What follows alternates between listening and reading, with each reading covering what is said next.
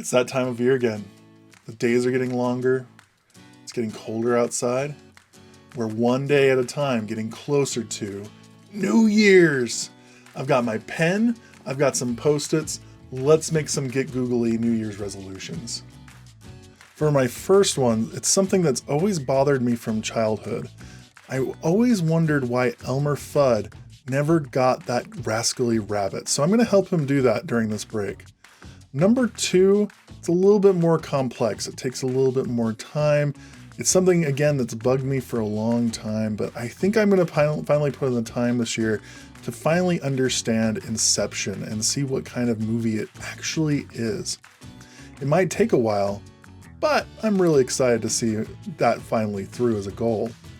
Finally, my third and most important goal is to get more organized this year. I have never been an organized person. I think I'm going to share all of my organizational ideas and facts about Google Calendar with our amazing Get Googly audience. So join me for goal number 3, be more organized. Let's knock off number 3 right now. Let's share some best practices for using Google Calendar. All right, our first feature today, folks, is one quick tip that will help you to get to Google Calendar quickly and start a brand new event much more quickly than going to your waffle.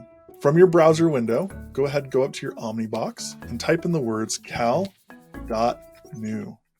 Once you do that and click enter, it'll read your Google Calendar and add a brand new event. You can go ahead and then start filling in your title, what time you're going to have the event, what date you're going to have the event, and adding guests as well.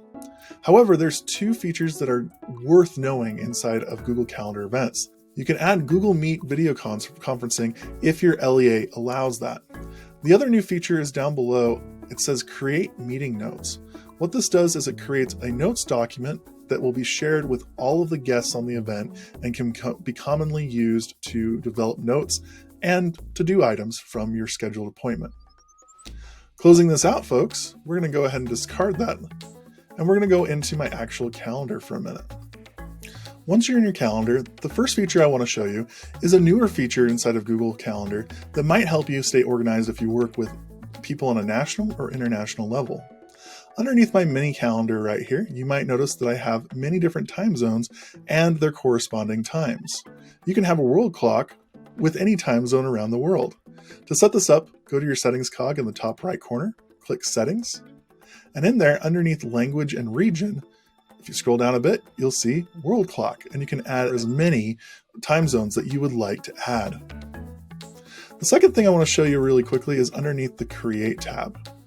In here, you're going to find event, which we've already done, things like out of office, or you might have a task that you want to share with yourself or with your team. However, there are 2 newer features that might be helpful inside your classroom. The first is called Focus Time. This allows users to block out sets of time on their calendar where no other meetings can be scheduled. It allows you to focus on the things that you need to get done. The second thing is our appointment schedule. This is a wonderful feature for things like parent-teacher conferences to set up multiple appointments on a regimented schedule. Go ahead and click it.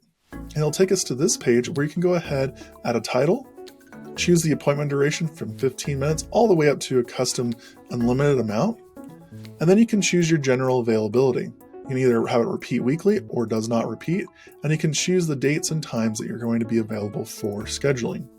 You can also set a scheduling window of how many days before and minimum time before the appointment starts that it can be booked. You can also set booked appointment settings, including a buffer time and a maximum bookings per day. Once you hit next, it will give you a unique URL that you can hand out to participants in your meetings, and they can get an appointment with you to meet. I'm going to go ahead and close that out and discard it. Google Calendar has many other features, but those are a few of my favorites to remain organized during the 2023-2024 school year. Now you can use these tips to jumpstart your 2023 and have the most organized school year ever.